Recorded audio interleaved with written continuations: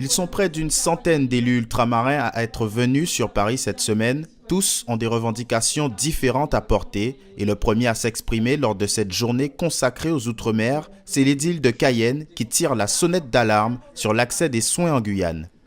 Je rappelais que si quelqu'un faisait un AVC en Guyane, il serait mal en point parce qu'on n'a rien pour le sauver. C'est pareil pour le don du sang, il n'y a pas le don du sang en Guyane. J'espère que ça n'arrivera jamais, mais je crois qu'un jour, ça va vraiment éclater. Et je le dis souvent, vous savez, la mèche est allumée. La seule chose qu'on ne connaît pas, c'est la longueur de la mèche. Autre revendication ultramarine, l'accès à l'emploi, et c'est la Guadeloupe qui évoque le sujet alors que la polémique sur la fin des contrats aidés a rythmé la rentrée dernière.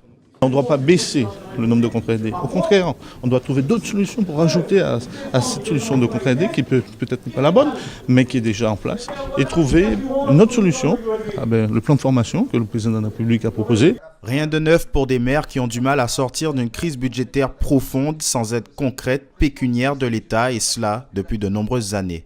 Les répétitions, elles sont là, que ce soit en matière d'emploi, que ce soit en matière d'investissement, que ce soit en matière financière. Donc on est toujours coincé parce que le retard accumulé depuis de longues années, forcément, ça met du temps à revenir. L'Association des maires de France, présidée par l'ancien ministre de l'Outre-mer, membre de l'opposition, compte bien mettre l'exécutif face à ces revendications ultramarines. Ce 100e congrès est placé sous l'objectif de la clarification de la relation de la décentralisation. Est-ce que oui ou non on est une république décentralisée?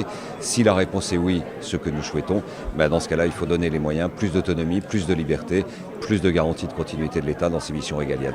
Deux temps forts sont attendus pour les Outre-mer lors de ce 100e congrès, une tribune sur les effets de l'évolution climatique devant l'ensemble des maires, puis le très attendu discours d'Emmanuel Macron, ce sera jeudi en clôture.